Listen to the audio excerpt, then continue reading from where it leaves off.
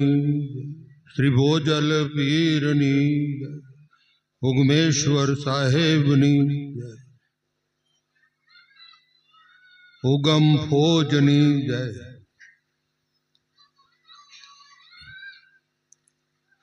हमणा एक भाईए वाणी बोलिया वेलनाथ दादा ने।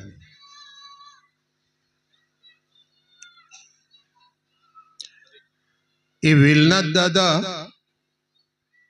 एमनो आगळनो अवतार हतो ने ए अत्यारे जे ढाक गाम कहेवाय छे ने ढाक ए ढाकनी अंदर त्या डुंगरेश्वर महादेवनु मंदिर छे अने ए ढाकमां छे ने एमनो जन्म आगळनो जन्म त्यां हतो अने ए महापुरुष हता। एमनु नाम धूंधळीमल हतुं ए वखते धूंधळीमल अने एमने एक शिष्य हतो ए जाय गाममां अने भिक्षावृत्ति करीने लावे। कोई बे माणस आया होय तो एमने खवडावे अने गुरु महाराज नु चलावे। एनु पोताना बे जणनु चालतुं आ रीते चलावता। पछी आ आखा गामनी अंदर कोई माणस छे ने एने भिक्षा देतुं नहोतुं। हांभळो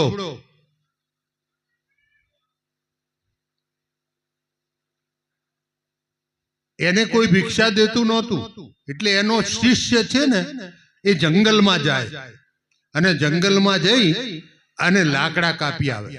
લાકડા કાપી અને એ શેર પાટણ એનું નામ હતું પહેલા શેર પાટણમાં વેચી દે અને વેચી અને જે કંઈ આવે એનું સીધું લઈ અને એક કુંભારની બાઈ હતી ડોશીમાં એ એને પાણી પાય અને એને લોટ આપતી। એક જ ઘર આખા ગામમાં એક જ ઘર એ લઈ અને પછી છે ને એ જઈ અને ગુરુ મહારાજના માટે બાટી બાટી બનાવી દે અને એમ જીવન ચાલતું હતું। એમાં એક વખતે એક લાકડું છે ને એને માથામાં વાગી ગયું। આ શિષ્યને લેવા ગયો એમાં લાકડું માથે વાગી ગયું।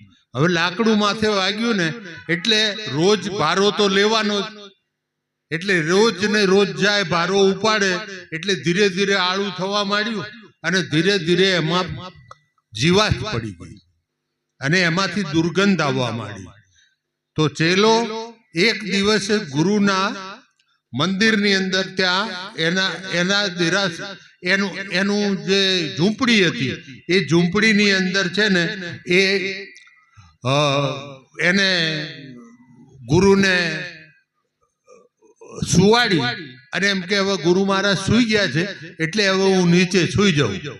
એ સુઈ ગયો તો એની અંદરથી દુર્ગંધ આવવા માંડી એટલે એકદમ દુર્ગંધ આવી એટલે ગુરુ મહારાજને ખબર પડી કે આ દુર્ગંધ સાલી ક્યાંથી આવે છે। પછી જોયું એને તો એના માથામાં આવડું મોટું છે ને પેલું પડી ગયેલું અને એની અંદર જીવાત પડી ગયેલી। તો એમણે પૂછ્યું ગુરુ મહારાજે કે આ તને આ શું થયું છે? એટલે કે કઈ નહીં મહારાજે તો મને લાકડું વાગ્યું હતું ને એની અંદરથી। તો એમાં તારે લાકડું અહીંયા શાનું વાગ્યું? તારે શું કરવું પડે? લાકડાની જરૂર પડે હે? આપણે લાકડું તો અહીંયા ખાવાનું બનાવવાનું હોય તો જરૂર પડે હે? એ માથા ઉપર કેવી રીતે વાગ્યું? એટલે કે જુઓ મહારાજ સાચી વાત કહું આ ગામમાં આપણને કોઈ ભિક્ષા દેતું નથી। એક કુંભારની બાઈ છે ને એ ભિક્ષા દે છે અને એને ત્યાં હું બેસું છું ને પાણી બાણી પીવું છું। બાકી કેટલાય સમયથી જ્યારથી આપણે આવ્યા ત્યારથી આ 3 વર્ષ થયા હું છે ને જંગલમાં જઈને લાકડા કાપી આવું છું અને એ ભારો છે ને શેર પાટણમાં વેચી દઉં છું અને ભારો વેચી અને દાળ બાટી લાવી અને તમને ખવડાવું છું અને આપણા જે આવે એમાં આપણું ચાલે છે। એમાં મને આ લાકડું વાગ્યું તો કે ગામમાં કોઈ દેતું જ નથી? ગામમાં ભિક્ષા દે એવું કોઈ નથી? હા કે એક જ બાઈ છે। તો કે જા જઈને બાઈને કહી દે એના ઘરમાંથી એને જે લેવું હોય ને એ લઈ લે અને એના છોકરા અથવા તો એની ભેંસો જે કંઈ હોય ને એ લઈ અને આ પાદરની બહાર નીકળી જાય, આ ગામની હદની બહાર નીકળી જાય, અને જો નીકળી ગયા પહેલા બહાર પાછું વળીને જોવે નહીં, એને કહી દેજે અને ગામમાં તું જાહેરાત કરી દે કે આ ગામ ઉપર મારા ગુરુનો કોપ ઉતરવાનો છે. અને એને પેલી બાઈને કહી દીધું, બાઈ નીકળી ગઈ અને ખપ્પર છે ને, આ તો ધૂંધળી મળે તો ખપ્પર છે ને ઊંધું વાળી દીધું, એટલે ઉપરથી રેતી વરસવા માંડી. જેમ વરસાદ પડે એમ રેતી વરસવા માંડી અને આખું ગામ છે ને એને ઢાંકી દીધું. એટલે એનું નામ પડ્યું ઢાક. એટલે એનું નામ પડ્યું ઢાક. નામ એટલે પડ્યું. એનો બીજો જે અવતાર છે ને એ આ વેલનાથ, વાઘનાથના શિષ્ય વેલનાથ. વેલનાથ છે ને, એમ તમે વાણી બોલ્યા હતા, એની વાણી બોલો તો, વાણી ભાઈ બોલ્યા હતા એ બોલો તો તમારે, બોલો બોલો. ધન ગુરુ દેવા મારા, ધન ગુરુ દાતા. મારા ગુરુજીએ શબ્દ સુનાયો. આ શબ્દ દરેકે એના ગુરુ મહારાજે સુનાવેલો છે. દરેકને કોને સંભળાયો? તમને બધાને બાપુએ સંભળાયો છે. કોઈ આની અંદર બીજા કોઈ, અમને બધાને બાપાએ, ભોજા બાપાએ આ શબ્દ સુનાયો. પણ એ શબ્દની કિંમત કેટલી છે? વેલનાથ ને વાઘનાથે 12 વર્ષ સુધી આખા ગિરનારની અંદર સેવા કરવા માટે કહ્યું, અને ગિરનારમાં સેવા કરી અને વિજયાદશમીના દિવસે 12 વર્ષ પછી વાઘનાથની ગુફામાં આવ્યા ને ત્યારે વેલનાથને વાઘનાથે છે ને આ ઉપદેશ કર્યો. તમે વિચાર કરો, તમને કેટલા સસ્તામાં મળી ગયું. આપણને કેમ કિંમત નહીં સમજાતી? એને સમજાય ને તો એને ગાયું કે ખાલરે પડાવું મારા શરીર તણી અને એને સોનેરી રંગ ચડાવું, મોજડી સીવડાવી અને મારા ગુરુજીને પહેરાવું ને તોય એને કરેલા ગણનો ઓસિંગણ હું કેમ નાખું? તોય છે ને એનો ગુણ છે ને એનો ગુણનો ઉપકાર ચૂકવી શકાય એવો નથી. સદગુરુનું ઋણ ચૂકવાય એવું નથી હોતું. સદગુરુનું ઋણ ના ચૂકવાય, બાકીના બધાનું ઋણ આપણે ચૂકવી શકીએ. આપણા મા બાપની આપણે સેવા કરીએ, એને પાણીનો ગ્લાસ પાઈએ, સારા મોઢે એને બોલાવીએ, પછી વૃદ્ધાશ્રમનો મોકલાવી આવે એની વાત નથી. આ વૃદ્ધાશ્રમમાં જે મૂકી આવ્યા હોય ને એની વાત નથી. ઘણા બધા મૂકી આવે છે. મા બાપની સેવા કરવી એ પહેલી ધર્મ છે. પહેલો ધર્મ જો મા બાપની સેવા ના કરે ને તો એને ગુરુની સેવા કરવાનો અધિકાર નથી, અને એનું કોઈ ફળ ને એને મળે નહીં કદીએ.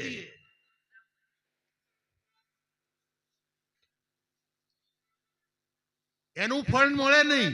ફળ મેળવવું હોય, જો સદગુરુ પાસેથી નામ વચન મળ્યા પછી એનું ફળ મેળવવું હોય ને તો તમારે તમારા મા બાપની સેવા કરવી. પહેલું તીર્થ છે ને એ મા બાપ છે. પહેલા ગુરુ એ મા બાપ છે. આ ગુરુ તો ત્રીજા નંબરમાં આવે. એટલે કહેવાનો મતલબ એક જ છે કે પહેલા તમારા ઘરના તીર્થ હોય ને એની સેવા કરો. કારણ કે આમાં લગભગ છે ને મોટા ભાગે લેડીઝનું મહત્વ વધારે હોય છે. પેલા ભાઈને તો કઈ ખબર પડતી ના હોય, પણ બિચારાને રોજ ને રોજ કકડાટ ની કકડાટ સાંભળે ને કંટાળે કે મૂક્યા આવો તારે. ભાઈ એવું ના હોય. જેનાથી તમારું શરીર બન્યું, આ શરીર છે ને એ માના રજગુંજથી બને છે. તો મા બાપની જે છે ને સેવા એ સૌથી પહેલી છે, એને કરો. અને સદગુરુની સેવા તો છે ને પછી આવે છે, પણ સદગુરુની સેવા છે ને એમાં ભજન તમારે આપી દીધું છે. એ ભજન તમે કેવી રીતે કરો છો એ તમારી મરજી, એ તો તમે ખબર પડે, કારણ કે એમાં વ્યક્તિગત બીજા કોઈને કઈ સમજણ પડે નહીં. ભક્તિ કરે પાતાળ મેં પ્રગટ ભયે આકાશ, દાબી દુબી ના રહે કસ્તુરીની વાસ. નામ લિયા ને સબ લિયા, સભી શાસ્ત્ર કા ભેદ, બિના નામ નરકે ગયો પંડિત પડપડ ચારો વેદ. તમારા વેદ વાંચેલા કામમાં આવવાના નથી, તમારા શાસ્ત્રો વાંચેલા કામમાં આવવાના નથી. એનાથી કશું વળે એવું નથી. વળે એવું છે આની અંદર આપણા અંદર એક જલતો દીવો છે. કેવો દીવો? શાનાથી જલે? કોઈ સળગતી દીવો હોય એને વાટ અડાડો તો દીવો તમારો જળે ને. પણ એ જ જલતો ના હોય, એ દીવો જ જલતો ના હોય તો તમારો દીવો શાનાથી જલે? એ દીવો જળે નહીં, કદી કોઈ દાડો જલે નહીં. એ દિવસથી એ દીવાથી કદી અદવાળું થાય નહીં. પણ તમે જે દીવાને મળ્યા, દીવો એટલે સદગુરુ, તમે જે દીવાને મળ્યા સદગુરુ તમારા, એ જો જલતો દીવો હોય, આની અંદર એક જ જગ્યાએ જલતો દીવો છે. આ પ્રાણ રૂપી ઘર છે, એની અંદર શ્વાસ અને ઉચ્છ્વાસ બે અને શબ્દ, એ શબ્દ જે છે ને એ જલતો દીવો છે. એ જલતા દીવાની અંદર તમારી વાટ જો તમે અડાડી શકો, અને અડાડવા માટેનો તમારી વાટ પહેલા તમારે જો તૈયાર કરવી હોય ને તો પહેલા ભજન કરો. ભજન કરીને તમારી વાટ તૈયાર હોય, અંદર દિવેલ તૈયાર હોય, વાટ બરાબર સરસ હોય, ગોઠવેલી પૈણાયું હોય, તો પછી તમે પેલા સળગતા દીવાને જો તમે તમારી વાટ અડાડો ને, પણ એ દિવેલ વાળી હોવી જોઈએ. એના વગર એ જલે નહીં, બળી જાય, જલે નહીં. એટલે જલતો દીવો એક જ છે. એ દીવાને છે મેં તમે બરાબર જલતો રાખો. જલતો રાખવાનું એક જ વસ્તુ એને જલતો રાખે છે, એને આપણું ભજન. ભક્તિ કરે પાતાળમાં એમ કહ્યું, અને આકાશમાં પ્રગટ થાય.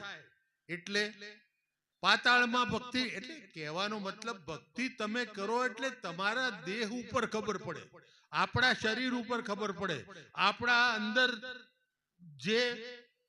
જે ફેરફાર થાય, આપણું ઉજાગર થાય મન. ગરીબદાસે કહ્યું ને, કહે ગરીબ કોઈ સંતને સેવો તો આ અણછતા દર્દનો અંત આવે. અણછતું દર્દ કહ્યું, કારણ કે આમાં કોઈને છતું થાય એવું છે નહીં, દેખાય એવું છે નહીં, એટલે એને અણછતું કહ્યું. આત્મ સ્વરૂપને કોઈ અનુભવી ઓળખે, સદગુરુ શબ્દનું લક્ષ્ય લીધું, તત્વમસી પદ અર્થ વિચારી, અને આ બ્રહ્મ રસાયણ પાન પીધું. આ બ્રહ્મ રસાયણ પાન જેણે પીધું ને એનો દીવો જલતો થશે. બાકી બધા હુકાઈ જવાના, બધા ઓલવાઈ જવાના, કોઈ દીવા રહેવાના નથી.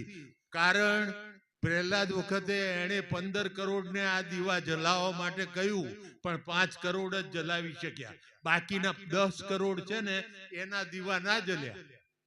કેમ ના જલ્યા? કારણ કે એને પ્રયત્ન ના કર્યો. હમણાં બાપુએ કહ્યું ને, એ પ્રયત્ન કરે ને. તમે ભાવે ભજો મુજે કભાવે ભજો, પણ ચૂકશો માં સમો. વાવણી ટાણે વી વાવી દેજો, પછી ગણશો માં ઊંધો કે હમો. ગમે તેમ પડશે, તમારે ચિંતા કરવાની જરૂર નહીં. કોક 2 દાડા 5 દાડા અઠવાડિયું મોડો ઉગશે, પણ ઉગશે ખરો. પણ ભજન કરતા હશો તોય ભાવથી ભજન કરો કે કભાવથી. બાપા તો એમ કહેતા હતા, ભોજા બાપા, તમે ભજન કરો. આ ભજનની અંદર બધું જ છે, બીજું કંઈ કરવાની જરૂર નથી. આટલું કરશો તો તમારું કામ થઈ જશે. બોલો સદગુરુદેવની જય.